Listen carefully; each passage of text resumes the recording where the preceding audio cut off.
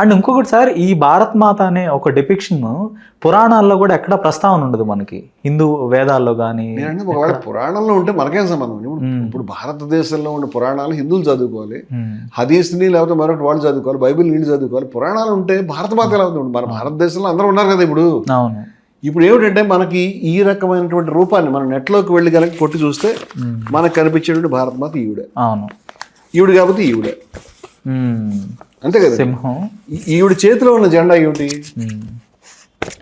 ఈవిడ చేతిలో ఉన్న జెండా జాతీయ జెండా కాదు, తప్పకుండా జాతీయ జెండా. ఈవిడ భారత మాత ఎందుకు అవుతుంది?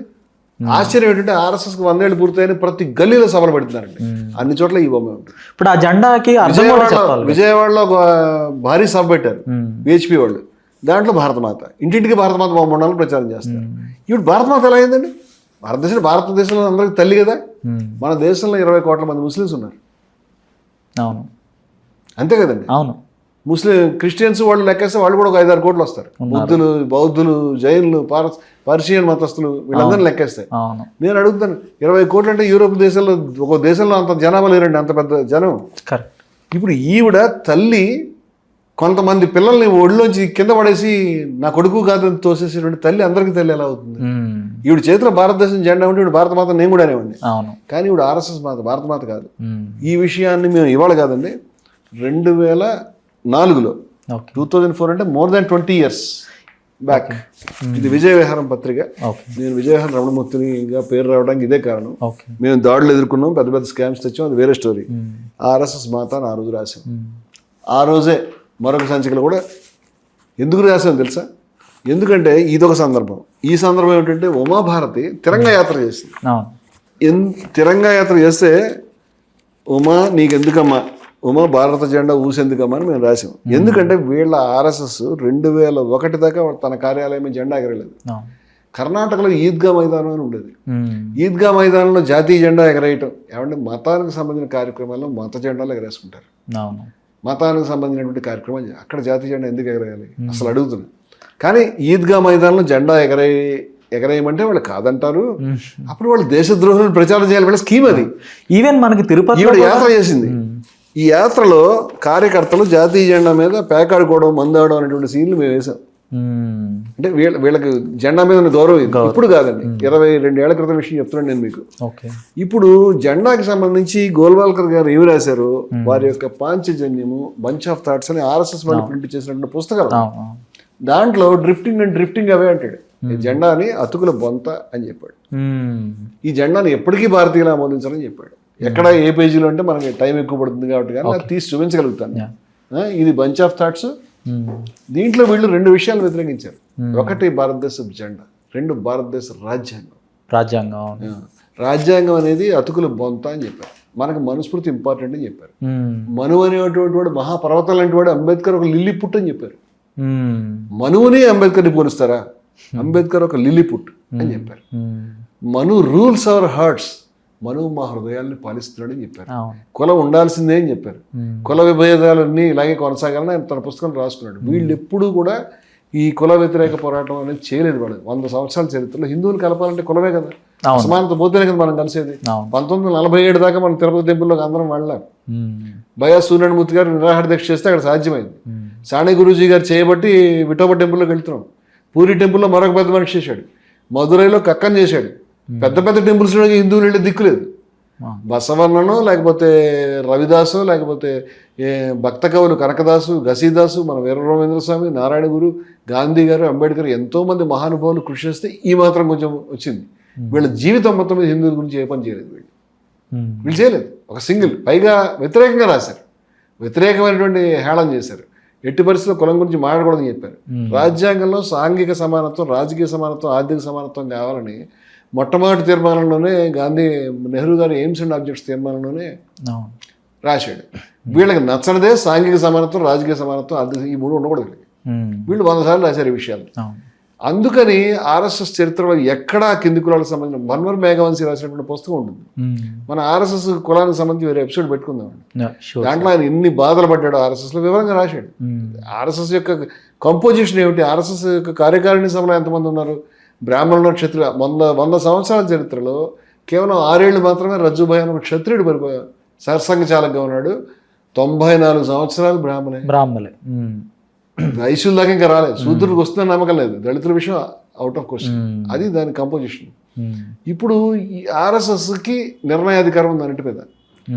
వీళ్ళు ఈ భారత మాత్రం మన నెత్తి మీద రుద్దాలని చూస్తున్నారు. వీళ్ళు స్వతంత్ర పోరాటంలో లేరు. వీళ్ళు చెప్పిన భారత మాత. నేనేమంటానంటే ఈ భారత మాతను ఎవరైతే ప్రచారం చేస్తున్నారో వాళ్ళు దేశం యొక్క గుండెల్లో బల్లెంతు పొడిచినట్లు లెక్క.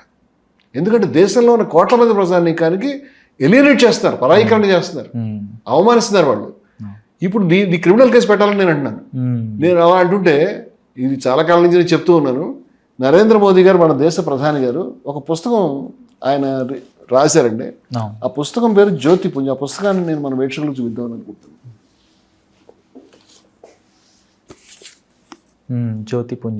జ్యోతిపుంజ్. ఆయనకి జ్యోతి ఎక్కడ కనిపించిందో వేరే విషయం, కానీ నరేంద్ర మోదీ గారు ఈ పుస్తకం రాసింది ఎప్పుడంటే, ఈ పుస్తకం ప్రింట్ అయింది, దీంట్లో హిందీ అక్షరాలు ఉన్నాయండి, 2023. ఓకే. ఆయన 14 నుంచి మన ప్రధానిగా ఉన్నారు కదండి. ప్రధానిగా ఉన్నటువంటి వ్యక్తి దేశంలో భారతదేశపు జెండా లేనటువంటి భారత మాతని చెప్పవచ్చా? ఆయన పుస్తకంలో స్వయంగా భారత మాత అని రాసి ఈ బొమ్మ ఇచ్చారు. ఆ బొమ్మ వేశారు. రాసింది నరేంద్ర మోదీ. నేను అడుగుతున్నా, మీరు రాజ్యాంగంలో ఏదైతే ప్రమాణ స్వీకారం చేశారు ఏ రాజ్యాంగం మీద, దాంట్లో ఇదే జెండా ఉందా భారతదేశానికి? ఖచ్చితంగా లేదు. లేదు కదండి. 3 రంగుల జెండా ఉంది కదా. 3 రంగుల జెండా కాకుండా ఈ జెండా పట్టుకున్నామండి భారత మాతను మీరు ఎట్లా రాస్తారు? రాయొచ్చు అలాగా? అసలైన 3 రంగుల జెండాని అక్కడ ఆ జెండా ఆ స్థానంలో పెట్టడానికి అభ్యంతరం ఏంటి సార్ వాళ్ళకి? వాళ్ళకున్న అభ్యంతరం ఏమిటో వాళ్ళు స్పష్టంగా రాశారండి. డ్రిఫ్టింగ్ అండ్ డ్రిఫ్టింగ్ అవే, ఇది 3 అతుకుల బొంత, ఈ జెండా మేము అంగీకరించం. స్పష్టంగా గురుగోపాల్ గారు, నేను పేజీ నెంబర్తో సహా ఇప్పుడు చూపిస్తాను మీకు. చాలా స్పష్టంగా రాశాడు, ఇది జెండా ఆమోదయోగ్యంగా. జెండా అని అందరూ ఐడెంటిఫై అవుతారు. జాతీయోద్యమంలో ఉన్నటువంటి జెండా చెరకా గుర్తుండేది, మన పెంగళ వెంకయ్య తయారు చేశాడు. ఆఖరి నిమిషంలో సురయ్యానగా ఎవరో దాని చేత ఆ గుర్తుని పెట్టించారు, ఏది మన అశోక చక్రాన్ని. అది కూడా ఆమోదయోగ్యమే. ఈ అశోక చక్రం వీళ్ళకి ఆమోదయోగ్యం కాదు, 3 రంగుల జెండా ఆమోదయోగ్యం కాదు, జాతీయోద్యమం ఆమోదయోగ్యం కాదు. అందరూ కలిసి వెళ్ళి నెహ్రూ గారు చెప్పిన ప్రజలందరూ భారత మాత కూడా ఇష్టం లేదు. వీళ్ళ భారత మాత ఒక దేవత అయి ఉండాలి, ఆ దేవత కులాన్ని పాటిస్తూ ఉండాలి, కింద వాళ్ళందరూ తొక్కుతూ ఉండాలి. తర్వాత ఆ దేవత అనేటువంటిది ఆంగ్లేయులకు స్నేహం చేస్తూ ఉండాలి. ఆ దేవత అనేటువంటి వాడు ముస్లింలను ద్వేషిస్తూ వాళ్ళని గ్యాస్ ఛాంబర్లకు పంపించడం, లేదా ఏదో ఆయన చెప్పినటువంటి సిద్ధాంతాన్ని ప్రచారం చేసేటువంటి దేవత కావాలి. ఈ యొక్క అజెండా పెట్టుకుని ఈయన ఏం చేశాడు? ఇవాళ మనం ఆగస్టులో ఉన్నాం కదండి. గత ఆగస్టు 15 ఎర్రకోట మీద జెండా ఎగరేస్తుంది నరేంద్ర మోదీ గారు. ఎర్రకోట మీద జెండా ఎందుకు ఎగరేస్తుంది ఆగస్టు 15? స్వాతంత్ర దినోత్సవం. స్వాతంత్ర దినోత్సవం మీరు ఏం చేస్తారు? ఇప్పుడు మన తండ్రి గారి వర్ధంతో, లేకపోతే మీ అబ్బాయి పుట్టినరోజు ఏదో ఇస్తే ఆ అకేషన్ మాట్లాడుకుంటాం కదండి. తండ్రి గారి గురించి మాట్లాడుకుంటాం, అబ్బాయి గురించి మాట్లాడుకుంటాం, జన్మదినం వస్తే ఆయన గొప్పతనం మాట్లాడుకుంటాం. స్వాతంత్ర దినోత్సవం రోజు ఎర్రకోట మీద మీరు జాతీయోద్యమాన్ని గురించి తలుచుకోవాలి, త్యాగాలు చేసినటువంటి వాళ్ళు తలుచుకోవాలి, వాళ్ళందరి పేర్లు చెప్పాలి. అటువంటిది మానేసి ఈ పెద్ద మనిషి స్వాతంత్ర దినోత్సవం రోజున ఆర్ఎస్ఎస్ గురించి చెప్పాడు.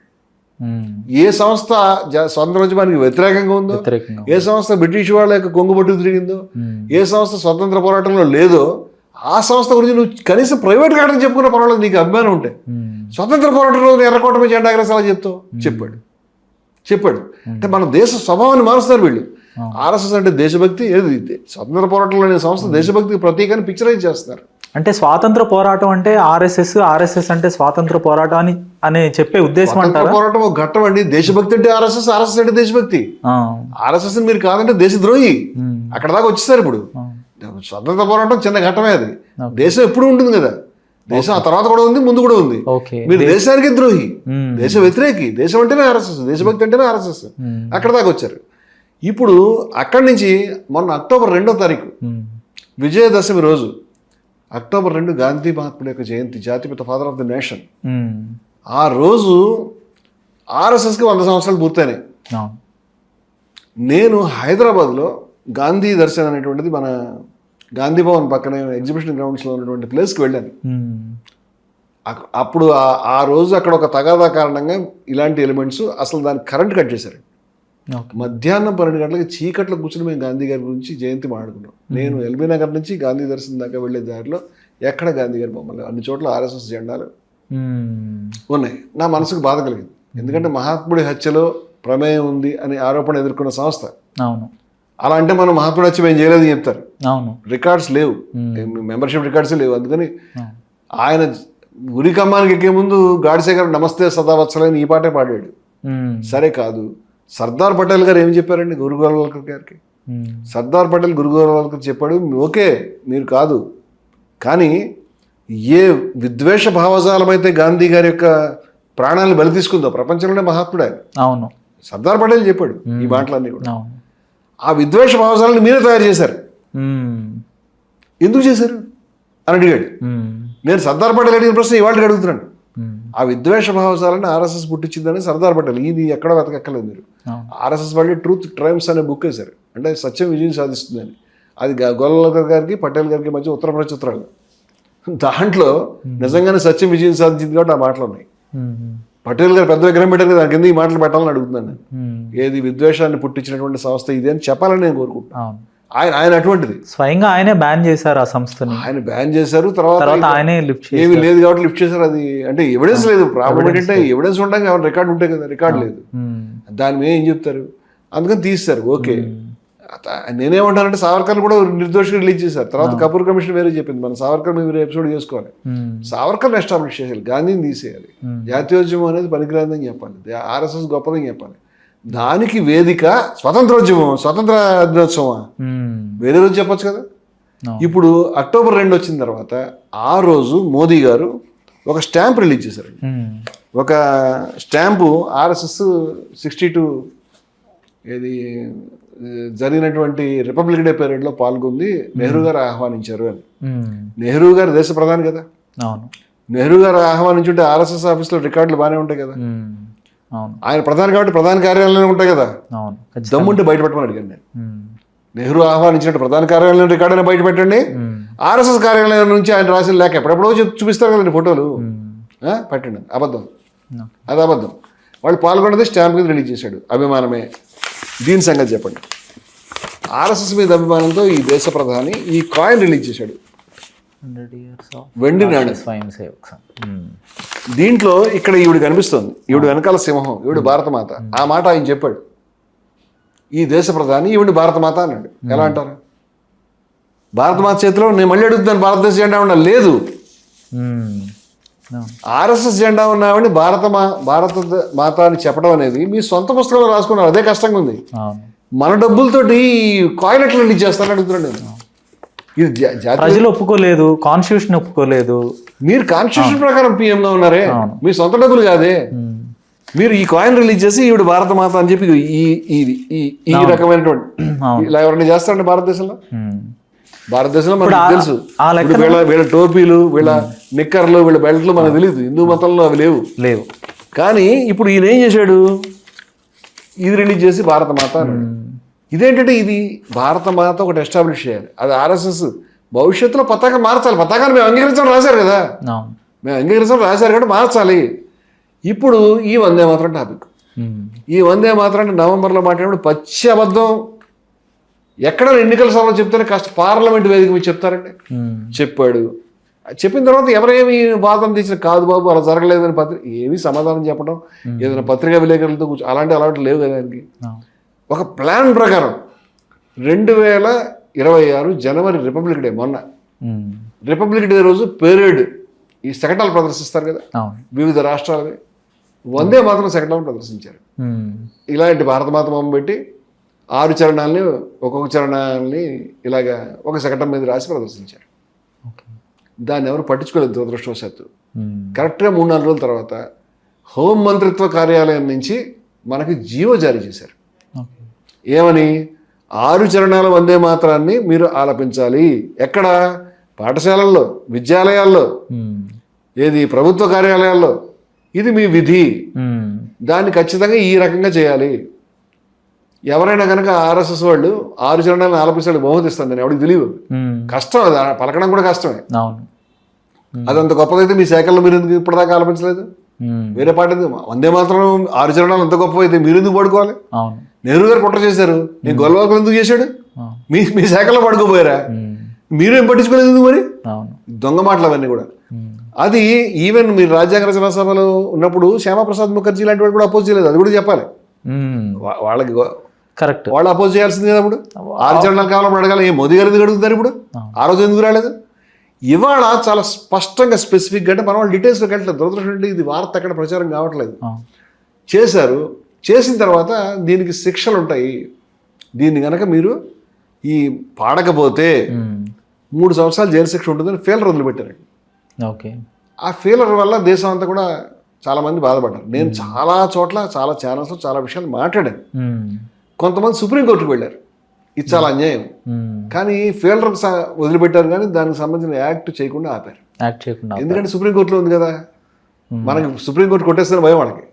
సుప్రీంకోర్టు ఏం చెప్పిందంటే ఏమి శిక్షలు లేవు కదా, పెద్ద విషయం ఉంది దీంట్లో అని తీసి పారేశారు వాళ్ళు. మన దేశంలో ఇవాళ ఏ వ్యవస్థను సక్రమంగా పనిచేస్తుందో అని నేను అనుమానిస్తున్నాను. నాకు ఆ బాధ కలుగుతుంది. ఎలక్షన్ కమిషన్ కావచ్చు, కోర్టులు కావచ్చు, పత్రికలు కావచ్చు. ఎన్నికలంటే అవే మన ప్రజాస్వామ్యం అంటే ఈ 4 స్తంభాలే కదా.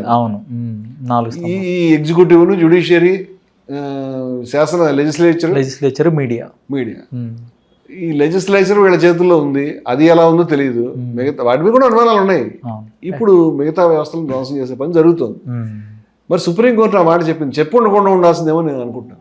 సుప్రీంకోర్టు ఇది 6 చరణాల అభ్యంతరం చెప్పు ఉండాల్సింది. మన సెక్యులర్ భారతదేశంలో ప్రజలందరికీ స్వేచ్ఛ ఉన్నప్పుడు, ప్రజలందరూ సెంటిమెంట్లు ఇంపార్టెంట్ అయినప్పుడు, మీరు కేవలం దుర్గాదేవిని త్వమిహి దుర్గా దశ ప్రహరణ ధారిణి అని దండం పెట్టుకుంటూ ఒక ముస్లిం బాలుడు, క్రైస్తవ బాలుడు పాడడం అంటే అతను తన మతాన్ని యొక్క పద్ధతికి వ్యతిరేకంగా పోయినట్లు లెక్క. వాళ్ళకి చాలా బాధాకరమైన విషయాలు. వాళ్ళు అంగీకరించలేదు. బొమ్మలు వేయరండి, మహమ్మద్ రక్త బొమ్మ వేయరు వాళ్ళు. ఎక్కడ చూసామో మనం చూడలే కదా. అంటే మీకు నచ్చమని ఒక మతం అండి, దానికి ఒక వ్యవస్థ ఉంది, వాళ్ళ పద్ధతిలో వాళ్ళు పోతారు. ఎవరి పద్ధతిలో వాళ్ళు ఉంటారు. మనం ముస్లిమ్స్ అవ్వాల్సిన అవసరం లేదు, హిందూ క్రైస్తవ మన సనాతన ధర్మంలో గొప్ప దాంట్లో మనం ఉన్నాం.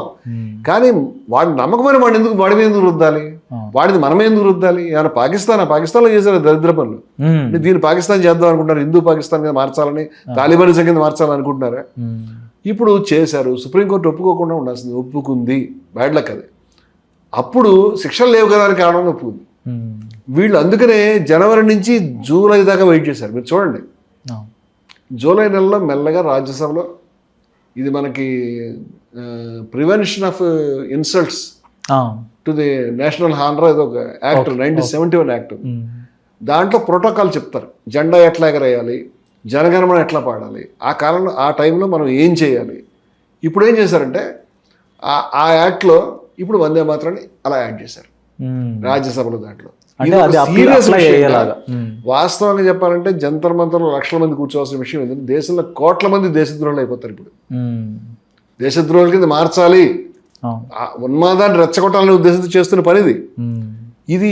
మన ప్రజలను చేర్చడానికి డివైడ్ అండ్ రూల్ బ్రిటిష్ వాళ్ళు చేశారు. బ్రిటిష్ వాళ్ళ స్నేహితులు కదా, బ్రిటిష్ వాళ్ళ స్నేహితులు అంటే వాళ్ళే కదా. అందుకని ఇప్పుడు డివైడ్ అండ్ రూల్ పాలసీ, వాళ్ళ పాలసీ ఇంప్లిమెంట్ చేస్తున్నారు. ఇప్పుడు ఇది వచ్చిన తర్వాత రాజ్యసభలో అప్రూవ్ అయిపోయింది మందబలంతో. సిగ్గులేదు ఈ ఎన్డీఏలో ఉన్నటువంటి పార్టీలకి. ఓట్లు లేకుండా ఉండాల్సింది. తెలుగుదేశం పార్టీ ఎలా అంగీకరించింది నాకు ఆశ్చర్యపోతున్నాను నేను. లేకపోతే నితీష్ కుమార్ పార్టీ ఎలా అంగీకరించింది నేను ఆశ్చర్యపోతున్నాను నేను. వేయకుండా ఉండాల్సింది, కానీ వీళ్ళు కోల్పోయారు కాబట్టి వీళ్ళు కూడా వేశారు. ఇప్పుడు లోక్సభలో కూడా ఆమోదమైంది. ఇప్పుడు ద్రౌపది ముర్ము గారు సంతకం పెడితే ఇట్ విల్ బికమ్ యాక్ట్.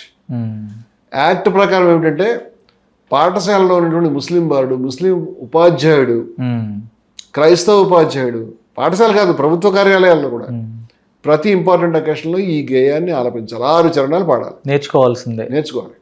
6 చరణాలు పాడేటప్పుడు మీరు ఏమి చేయాలి, శంఖమోదాలు కూడా ఉంది.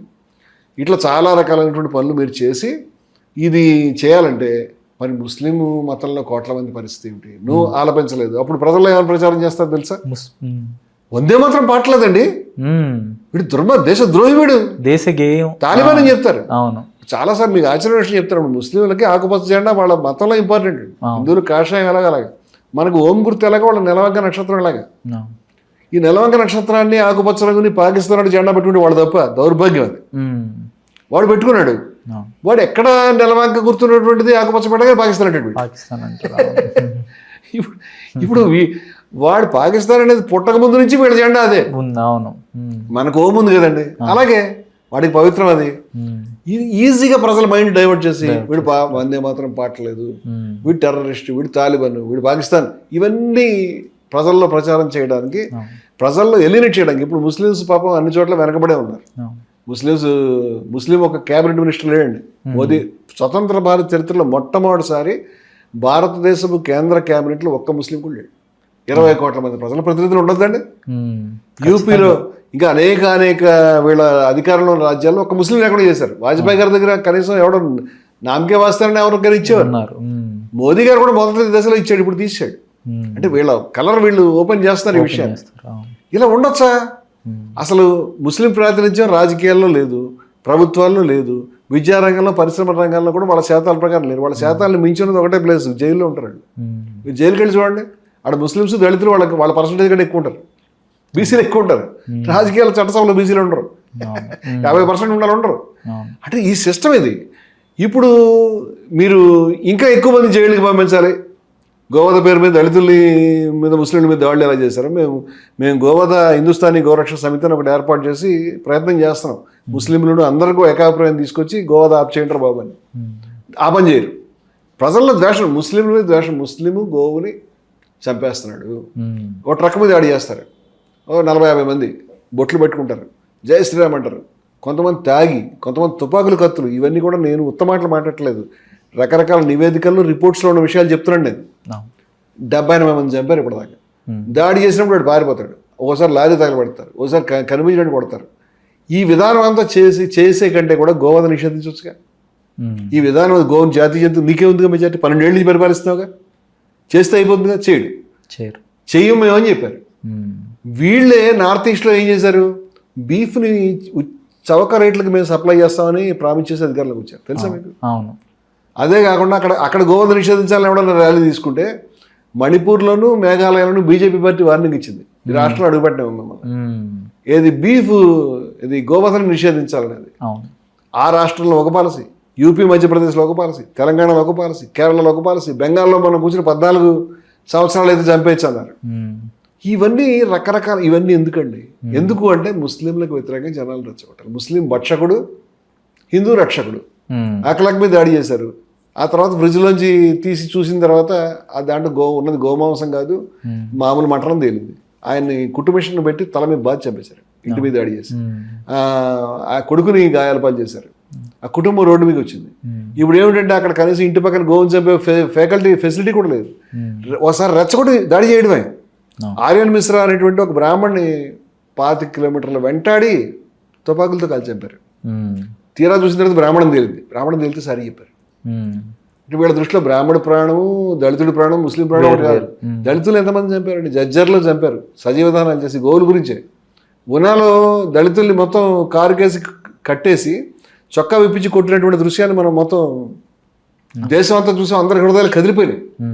అంచేత వీళ్ళు మొదటి నుంచి కూడా ఈ దళితులకు వ్యతిరేకంగా, ముస్లింలకు వ్యతిరేకంగా రెచ్చగొట్టాలి, కుల వ్యవస్థను ఇలా కాపాడాలి, ఇలా ఉంచుకోవాలి. ఈ రాజ్యంలో మీరు చూడండి, అగ్రకులాలను అడిగారండి, అగ్రకులాల పేరు మీద రిజర్వేషన్ ఇచ్చారు. అగ్రకుల పేదలకే అన్నారు. అగ్రకులం ఎంతమంది ఉన్నారు? వాళ్ళలో పేదలు ఎంతమంది దిగిన డేటా ఉందా?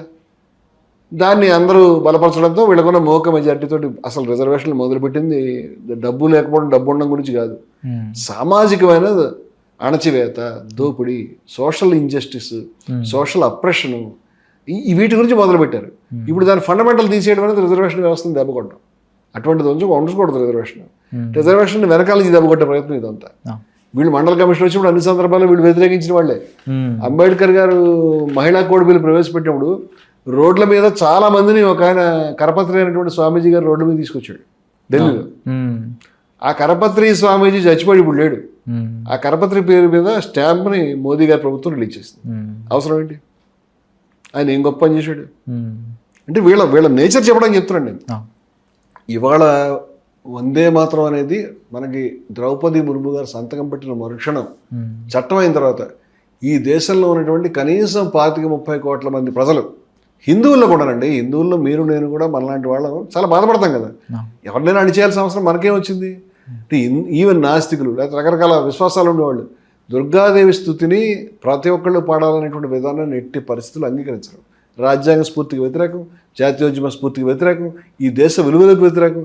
ఇటువంటి దరిద్ర పని చేయటం అనేది కేవలం విద్వేషాన్ని రెచ్చగొట్టి ఓట్లను రెచ్చగొట్టడానికి, ప్రజల్లో మిస్ఇన్ఫర్మేషన్ క్యారీ చేసి ముస్లింలు దేశద్రోహులుగా చూపించే ప్రయత్నం చేస్తూ ఉన్నారు. ఈ విపత్తును అడ్డుకోవడానికి ప్రజలందరూ కూడా దీని మీద చైతన్యం తెచ్చుకుని ఈ పరిణామాన్ని అడ్డుకోవాలి. ఒకవేళ ముర్ము గారు సంతకం పెడితే, అంటే ఆవిడ కూడా అక్కడి నుంచే వచ్చారు పెడతారేమో, దీన్ని త్వరలోనే దాన్ని వెనక్కి తీసుకొచ్చేలాగా మళ్ళీ వెనక్కి ఉద్యమాలు చేసి కాపాడుకోవాల్సిన అవసరం ఉందని నేను భావిస్తాను. మీ విలువైన సమయాన్ని మా కోసం కేటాయించినందుకు ధన్యవాదాలు గురువు గారు. థ్యాంక్ యూ అండి. నమస్తే.